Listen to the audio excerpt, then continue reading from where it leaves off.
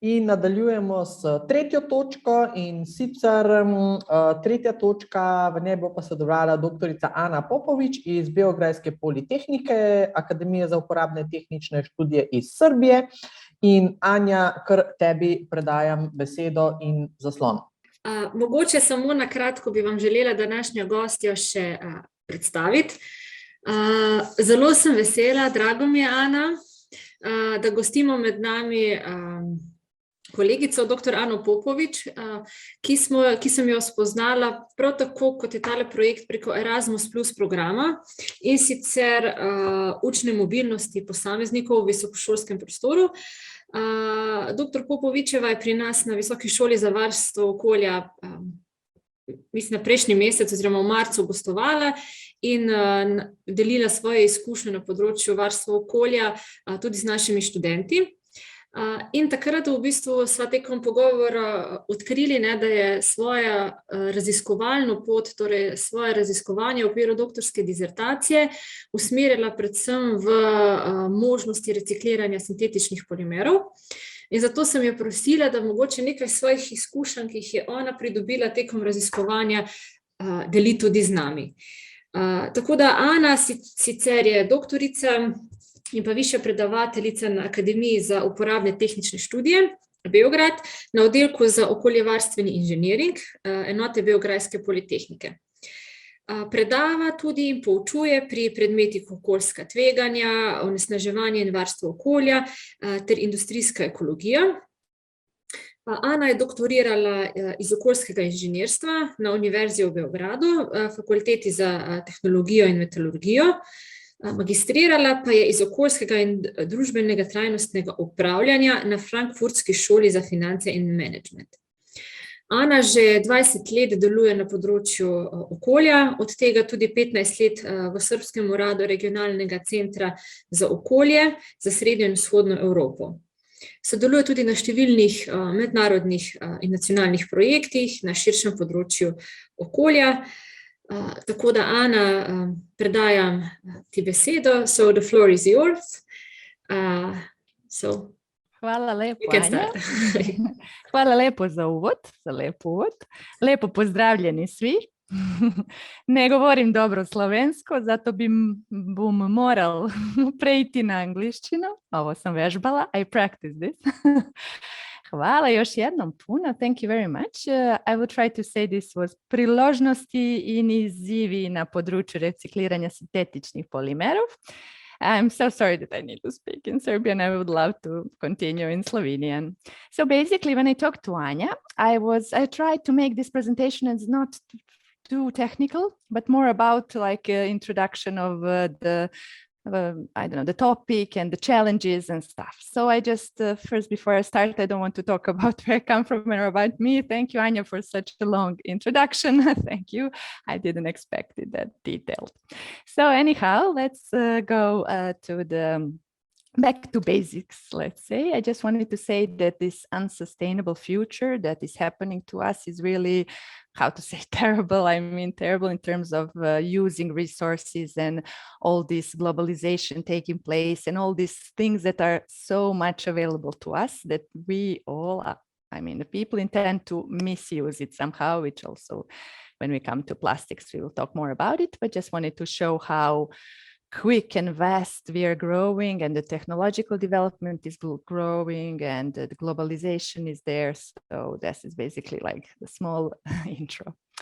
So when we talk about plastic production, Anja mentioned about over 300 million ton letno plastike proizvedemo.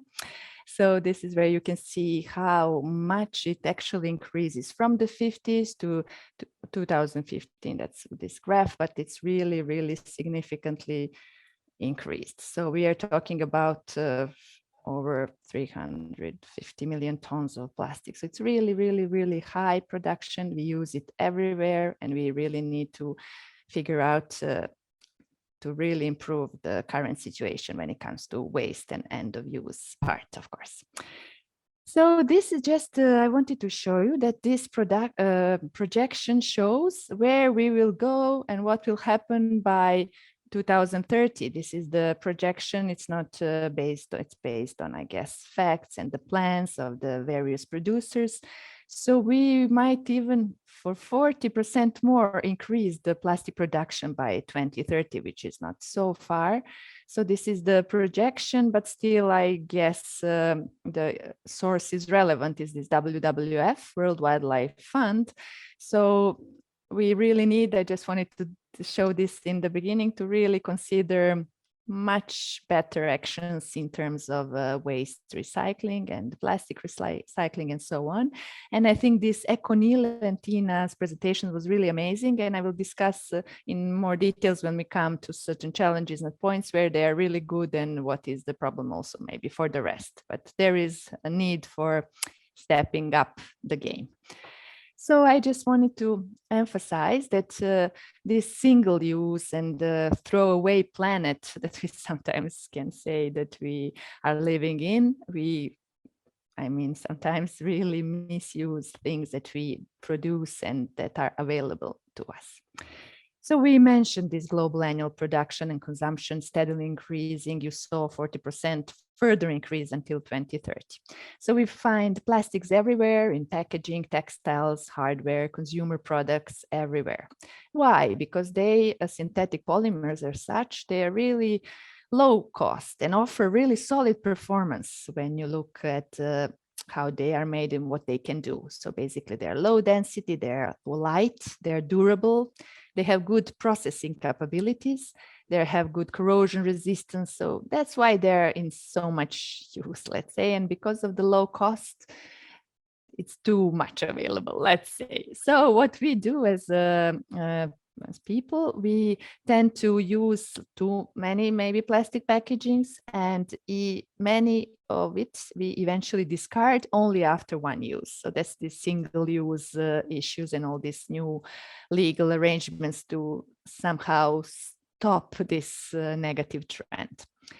But anyhow, you saw the projections, there are high demands for plastic across the supply chain. So also automotive, agriculture, building, construction, textile, medical industry even. So this is also good when you look at the recycling option and about the market for this secondary material, so the waste plastic, let's say. So we will talk about it, and also what's important with this material, as also Tina mentioned, we can generalize it even for this, let's say, plastics. They are all potentially recyclable. I mean, they can be recyclable, it's chemically recyclable, definitely, but I will tell you all the challenges that they are there. So it's not so easy. Theoretically, it's perfect, but in practice, I will present a bit why it's not so easy. And of course, this recycling is limited. I will show you why. You cannot sometimes do it really forever. And you have to always think about this collection part, which is always a mixed material. And there is also a problem in collecting, having the resources needed to, for instance, some production plants that intend to use it. And also you have to provide some economic incentives for also the market and for the economy and for the producers, and also later on for the consumption part and for the people like us. Why should we, let's say, invest more money in buying a product which is, let's say, made with recycled content of, let's say, 100% in an ideal case scenario? So there are many limiting factors, and we will just present it, but I just want to kind of also emphasize in the introduction that we are kind of a throwaway planet, and consumerism is really high right now. So I mentioned that there are lots of sectors that use and produce plastic. So I just wanted to show the packaging sector as really going up front, leading the game. But then we have this building and construction, textiles, other sectors, and so on, even transportation, electronics. So everyone more or less are using plastics. So now when we talk about the challenges, a part of this steadily growing and all the efforts in reducing this need and growth, it's not yet there. Majority of plastics are never recovered that are in use by now. It's over 85% are not recovered, reused, recycled by any means. So as we say that this increase will be even more, like 40% until 2030, and there is another estimate by 2050 that the waste production in general is expected to increase by 70%. So for me, it's really like high numbers. And so definitely I will mention the circular economy, as also Tina mentioned as well. I try to put kružni model, and definitely I think this need for a shift is here, and it's really necessary, but it's not really happening fast. And we need the investments urgently to support and scale these transformational technologies as ECONYL, for example. So I always say, like, think globally, act locally, but there is this collection issue always present. So many countries, regions, whatever, do not have the recycling infrastructure adequate to properly collect, to sort, to process, and later on market such recycled secondary material. So maybe you're good when it comes to Slovenia, but I guess lots of improvements are there also still to be made. And when it comes to manufacturers, sometimes they are challenged to use these recycled plastics because existing processes that they might have in their factories sometimes are limiting the content, let's say recycled content, if at all it is possible, without some investments or changes in the process. And sometimes this secondary material, this recycled plastics, so we talk about that, is sometimes not performing as virgin material does. Of course, depends on the method of recycling. I will go more about it later. But anyhow, this degradation and contamination takes place. So basically, we need this bold shift in the current approach for us to be able to this high, let's say, increase to hold a bit. So this mismanagement of plastic waste will worsen if we don't really act more active from today, let's say. And we are losing a lot of valuable materials. We are missing opportunities to recover and harvest this value of waste, which, for instance, ECONYL is really doing. But as you saw, as you listened, I listened to the film. I like the film very much. The director, I don't know if it's the director or the owner, said that if he knew what kind of difficulties there are in this process, he might not even start it. So basically, there are a lot of difficulties, but this is what we need, this radical shift in and this push. And he was really visionary and made it happen. So I really liked this example. So thank you all for providing it. So now again, back to basics. I just wanted to, because we have now to explain, I wanted to explain a little bit more about the recycling of the synthetic polymers. So one of you, maybe Anya, mentioned that there are like some key ones. So I will talk about this plastic big five, sometimes they call it. So these like key ones that everyone knows about, like polypropylene, like yogurt containers, lids, polyethylene. So you have low density or high density, depends if it's like, light or high. And so for instance, plastic bags are low density polyethylene, or high density would be like detergent bottles, for example. Then we have polyvinyl chloride, water pipes, medical equipment, so on. This chlorine there is kind of a problematic, but it's still very much in use because it's really have good properties. So that's with plastic. They are really offering a good options to do them. So then to deal with them, to utilize them. And then we have, of course, PET, polyethylene terephthalate, or these are the plastic bottles, these transparent bottles we use for water, soft drinks, and whatsoever. So why this big five? Because they make up around 70% of all manufactured plastic worldwide. So now when we have to kind of try to explain all the processes, it's better sometimes to target the majority of these main ones, let's say. So basically, when you look at the recycling, you have, let's say, two key divisions, let's say mechanical and chemical. So for instance, Tina mentioned the chemical recycling, we will talk about it, but just first I thought to start with this mechanical recycling of polymers. So basically, this is the plastic waste being collected. So you have to, of course, sort it. There are many ways how good it is to sort, because it's it's really hard when you have the old mix and dirty components collected to adequately sort it. So I will show some of the examples how you can sort it. Then you grind it basically. Then of course, wash it up and then grind it again on the thinner, the separate components, for instance, in order to have the flakes in the end. Why? Because it's easier then to transport, to sell, to be used in different other different industries. So this is like a general basic steps of mechanical recycling. For instance, I was talking about this post-consumer plastic waste, which might be, I don't know, dirty, combined, and so on. So there are lots of innovative, let's say, ideas how to basically adequately sort it. So this was one that I wanted just to show. There is also a film. I didn't think to show it now, but you have the link there and all the links to the, for instance, this technology. So I just wanted to show, for instance, that you need to really think about this separation. So first, the problem is collection and to have the clean components, which is not easy. And then when you collect, let's say, then you need to really wash it thoroughly to separate it and so on. So this is one option how you separate it is with the magnetic density separator. This MDS stands for this magnetic density. So for instance, this process targeted this polyolefin waste. So this is basically what you see in the picture, this big five, more or less, as I can say. So what as I presented earlier.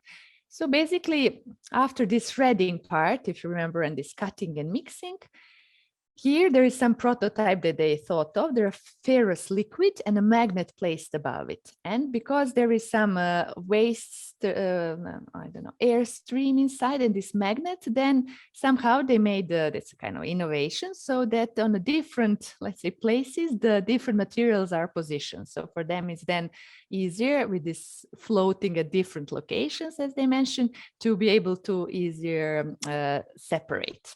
So you will see more details on the link or in the film. So for instance, just one example how you can magnetically separate. So this is another process. For example, this is developed by Suez. This is really a huge company. I think they're based in France. So this was called Quality Circular Polymers. So basically they're part of this shredding, pre-washing, wet grinding. So it's first grinding part. Then you have to wash it again. That then centrifuges are these air streams that you have to, and this is also separated with like wind. So you have to separate again the different components. Then these flakes that you get after all this, like cutting and shredding, you are sorting it by colors and then homogenize later different components. And then again, some filtration, compounding, and so on. So basically, I just wanted to show it's maybe simple process, but not so much simple when you go to the factory and look at this mechanical recycling. And of course, there are some limits. For example, you have lots of times multi-layer products. So it's not one material, so it's mixture of different materials. So this is hard to separate. And why I'm talking so much about the separation, because if you want to reuse again some components, you often as an industry want to know what you are buying, let's say. So you want to know, let's say, if it's one or what is the origin or what is the components of this raw waste stream.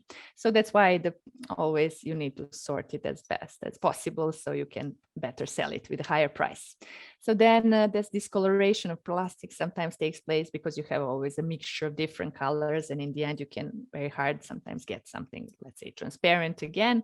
Depends on but for the mechanical recycling, definitely there is some food contact that contaminates, and some other forbidden substances sometimes come in, and you are not sure how much are they in the process and so on. So basically, this degradation also takes place. This is also important to mention. So this thermomechanical degradation because of all this reprocessing. And sometimes because you have this mixed polymers in the mixture. And why you have it? Because that's how your inner collected waste is, mixture of everything. This mixed polymers this mixture leads inevitably to the formation of polymer blends. So sometimes they make some components or blends which you maybe don't need or you don't like it to be there. And sometimes in the end, when you put it in the final product, it compromises the mechanical properties of certain products that you try to make. So that's why sometimes if you look at what's the percentage of recycled content in some of the products, it's not easy to reach 100% because you need to maintain the mechanical properties and not to compromise it by lots of inputs which you sometimes cannot control. So this is some of the limits.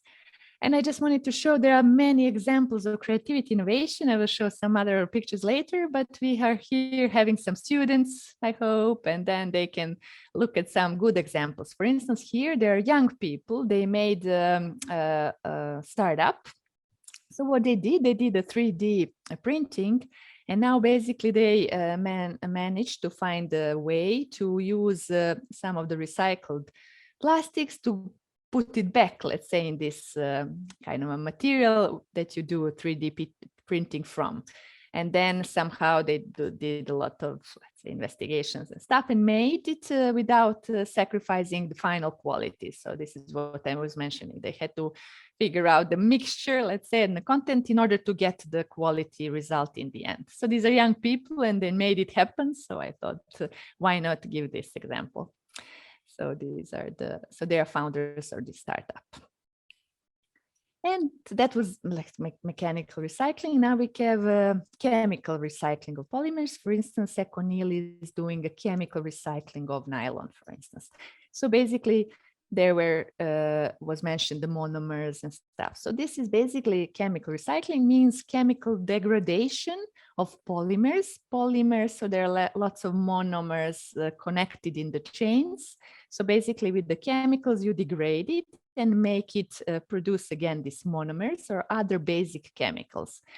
I will show some of the examples. So what you actually do, there are different ways how you do it. Hydrolysis, so you do it with some kind of water and stuff. Pyrolysis with some like energy, and hydrocracking, gasification stuff. So basically, in the end, you're trying to get new plastics. So you can, with this polymerization later on, you can get new plastic products, or you can produce some other chemicals or alternative fuels and stuff. So sometimes you get back to the original product, or you can use it for the material for some other polymer products.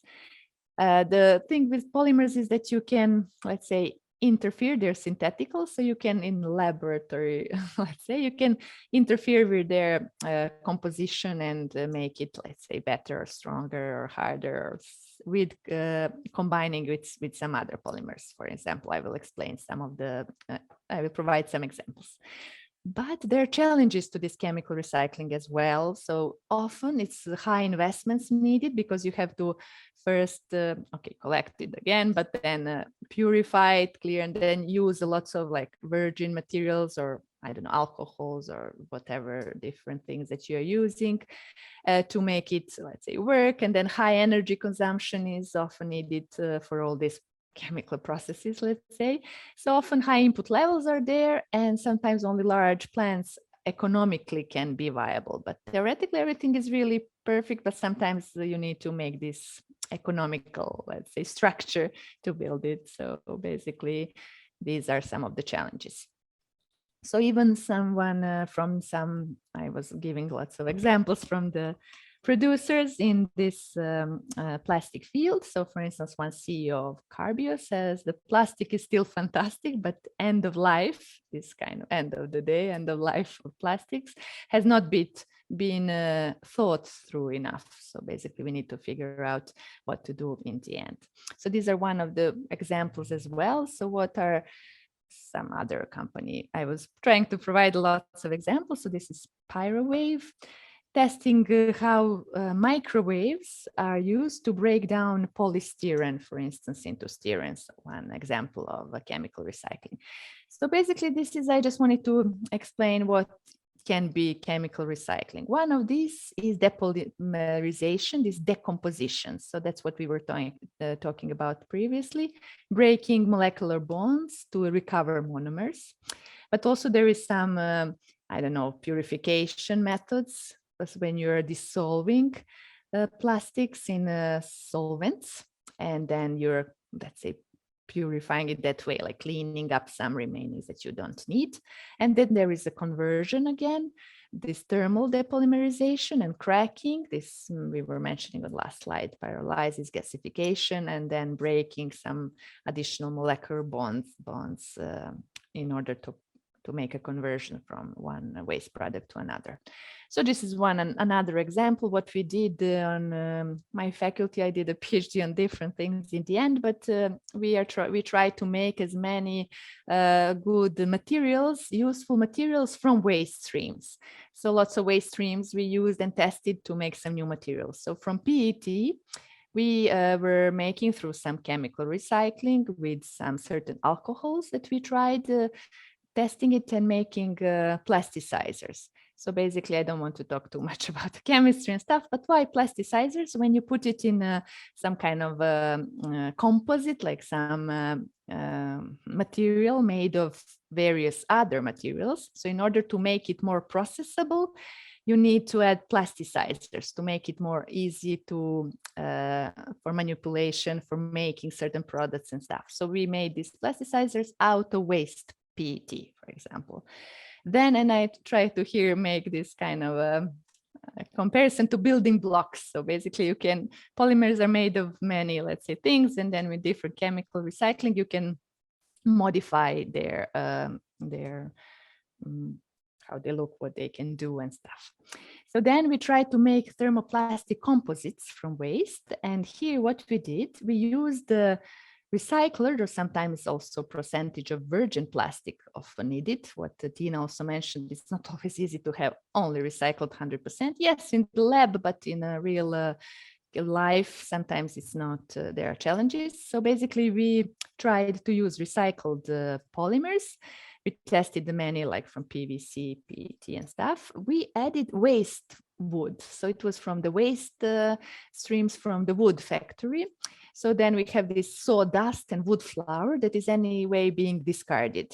So this is also kind of a push to try to use whatever you can from the waste, because in the circular economy that I will mention later, nothing is waste. Let's say we have to try to figure out the ways to use as much as possible everything from the industry, from everywhere. And then we had to add and test different additives.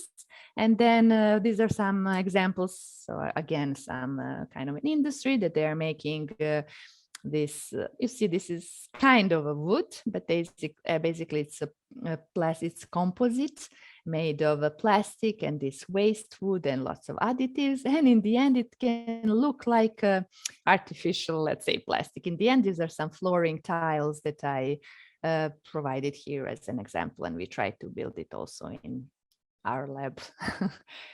So basically it can be used in construction, in infrastructure, in automotive industry and stuff. So I just wanted to mention that when you make these composites out of waste plastic, you have to add fillers, and why, to make different types of materials. So we tested lots of fillers are being put anyhow, calcium carbonate, glass fibers, sawdust, rubber particles, whatever. So we tried to make it from waste. So we added all those fillers from different waste streams to make it work, let's say. And also we tested lots of nano fillers. So these are actually these fillers, but in a nano form. Sometimes they help the structure of the future composites made from waste.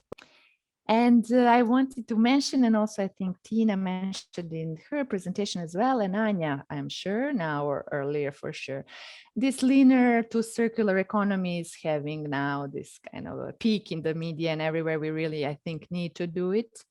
And sorry, this is in Serbian, I realized, but basically to make this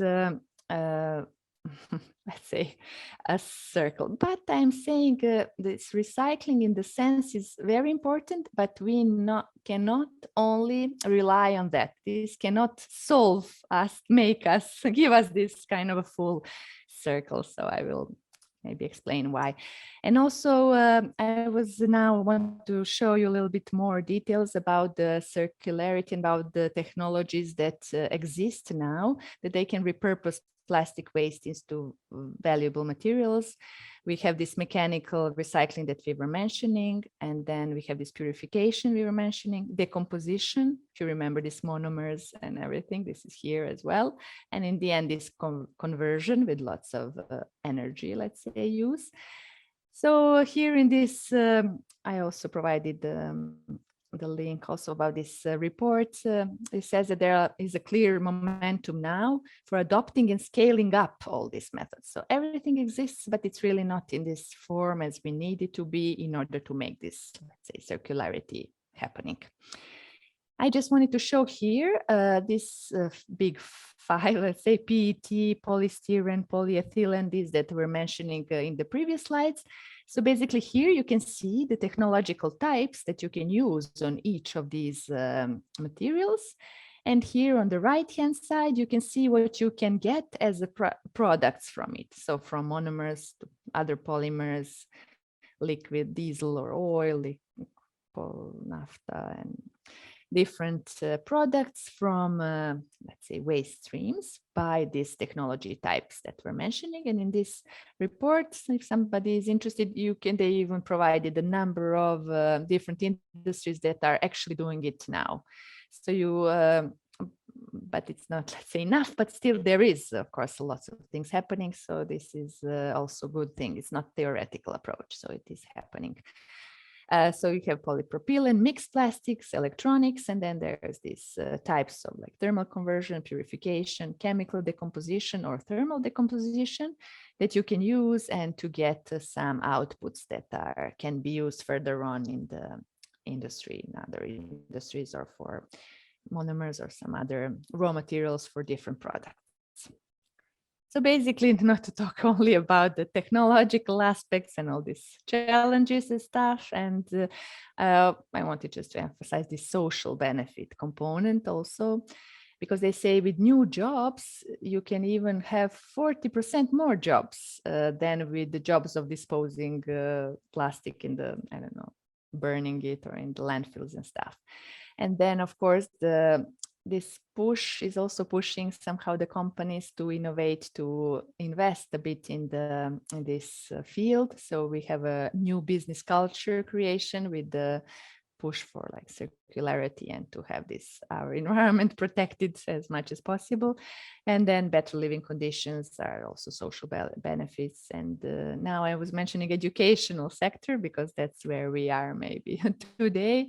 So I believe that this raising awareness with the students and with among us and with the industries and everywhere is really important in better resource management and waste management and stuff, and also in building many innovative solutions. So when I say innovative solutions, really there are many ideas out there. So for all the students listening, if some of you is creative or want to look at more details, there's so many things that can be done out of waste. Of course, it's not easy to be commercialized, but there are lots of ideas. You can see the jacket, as you were mentioning, the nylon, but you can see also lots of, I don't know, furniture and I don't know, these 3D printing shapes, or I don't know, some kind of jewelry or handbags, or I don't know, different products or carpets, as it's also mentioned by Tina. So for students out there, look at the innovative ideas and contribute. So basically, as a conclusion, I just want to say recycling is okay, but only this circular economy leads to sustainable development. It means that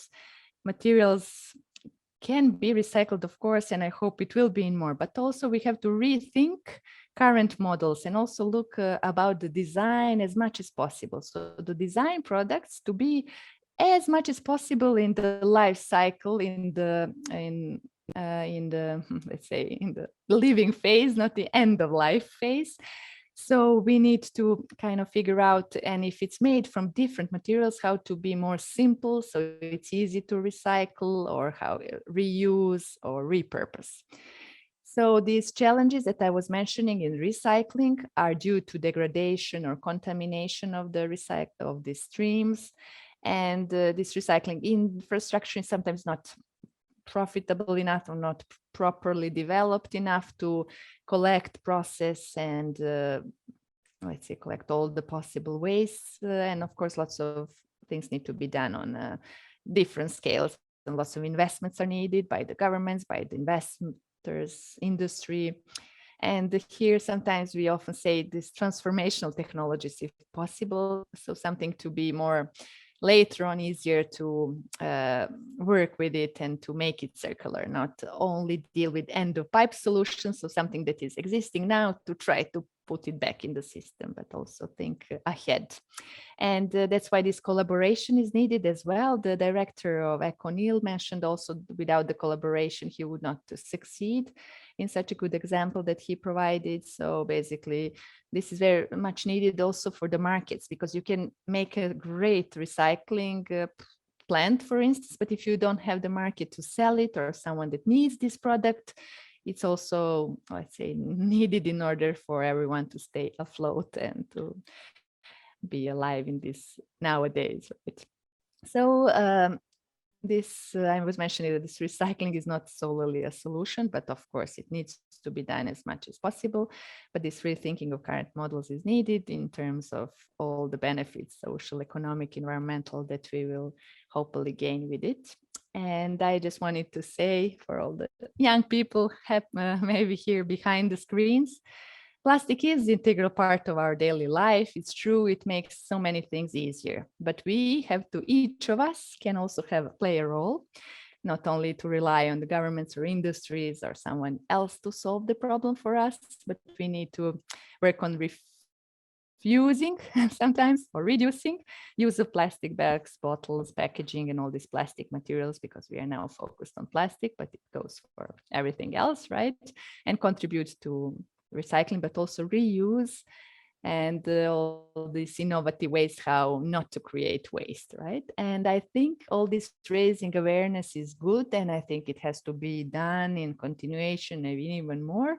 And all this push by every one of us is, I think, helping, I hope, this let's say industry and all these stakeholders, not only industry and all governments and all of us, to work on, to contribute in further reducing plastic emissions into environment, and to hopefully go towards circularity much more, and lots more is needed there. So that's why I just always want for the end to say refuse, reduce, reuse, repurpose, and in the end recycle, and yeah, so on. So this 5R principle, everyone knows about 3R, but then 4R, and now we have 5R. So I think it's good to keep in mind this refuse, reduce, reuse as well. So basically, thank you for your attention. I don't know if I was able to provide as many details as possible, but not going too much into technical. So it's like an all overview. Thank you, Anna. It was great.